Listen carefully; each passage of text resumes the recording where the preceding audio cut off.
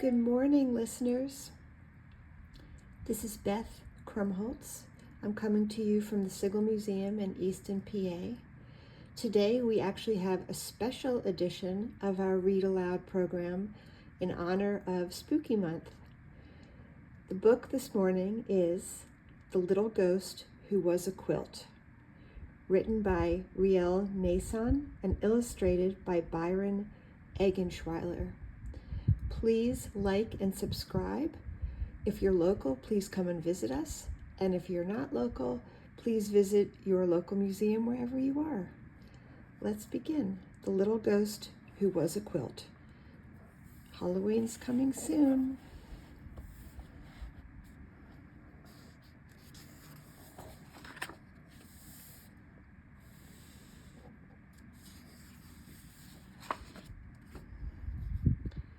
Once there was a little ghost who was a quilt.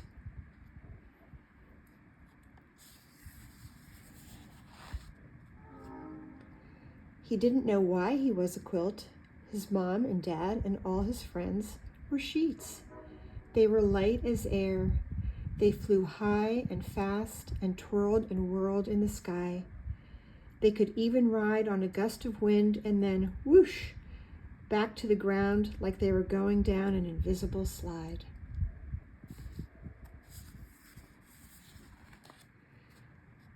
The little ghost who was a quilt was heavy because of his layers of fabric. It was hard for him to lift off, and he was a slow flyer. He got hot and sweaty when he tried to go faster. The only time he attempted to twirl and whirl, it didn't end well.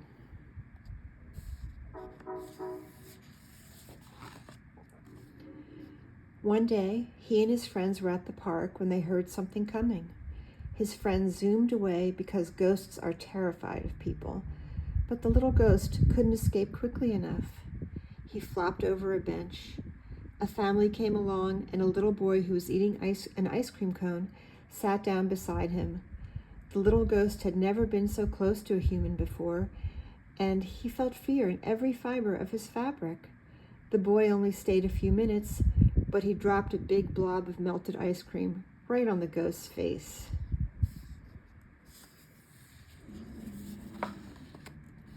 Later, when some other ghosts saw him, they laughed at the stain on his forehead.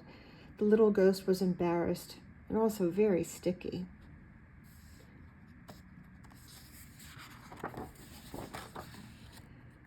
The little ghost didn't like being different.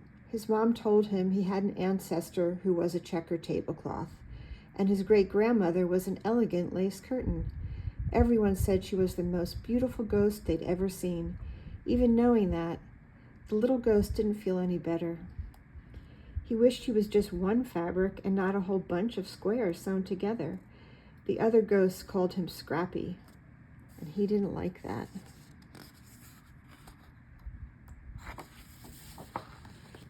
But there was one day that always cheered him up: Halloween.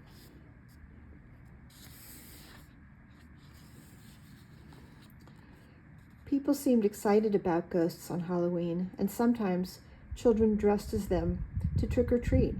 Every year, the ghosts went to watch the festivities. They stayed silent and still in the trees and pretended to be decorations, far away from any humans.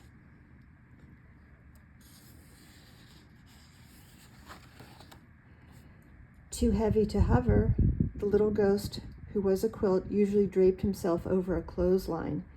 He never had a very good view. This year he had a better plan.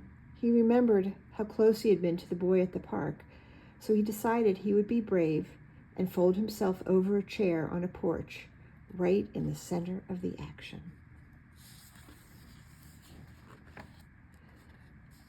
Halloween night came, and the little ghost flew as fast as he could, but he was only halfway across the lawn when he heard people coming. At the last possible second, he flopped over the porch rail. A mom walked up the driveway with a little girl dressed as a ballerina. While the girl trick-or-treated, the mother asked the man at the door something.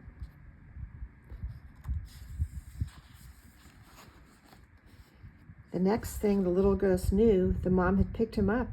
He was so scared, he thought his seams might come unstitched. The mom wrapped the little ghost around the girl and put them both in a wagon. The girl had been cold, and now the little ghost was keeping her warm. He could hardly believe what was happening. They headed down the street, past his friends in their tree. "No, don't go," one whispered. "What are you doing?" The little ghost decided to fly away as soon as the girl got out of the wagon to trick-or-treat again. But the mom didn't turn into the next yard, or the one after that. By the time she finally started walking up to a house, the little ghost was panicking. How would he get away?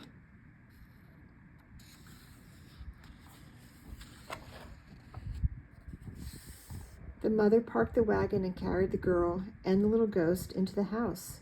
The little ghost didn't know what to do. He reminded himself to stay calm and be brave.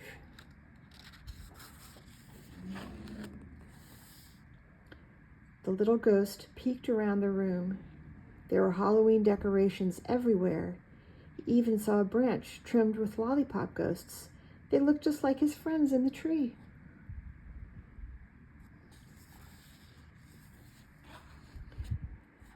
The girl tucked the little ghost, who was a quilt, under her legs as she sorted her candy into piles.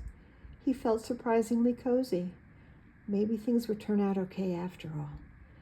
The girl ate a chocolate bar, and when she wiped her sticky fingers on the little ghost, he didn't even mind.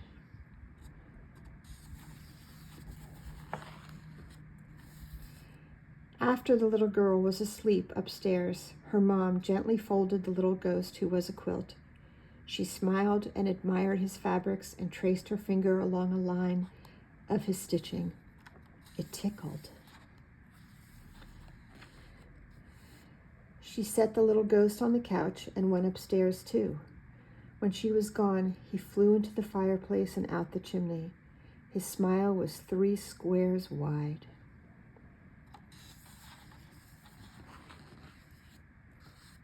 The little ghost's friends cheered and rushed over to him. They were amazed by his courage and wanted to hear every detail of his adventure. They flew slowly along with him all the way home.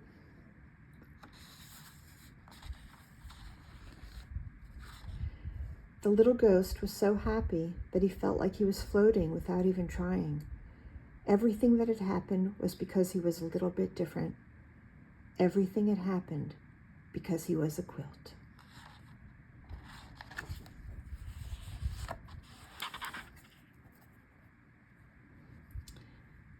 The end. Happy Halloween.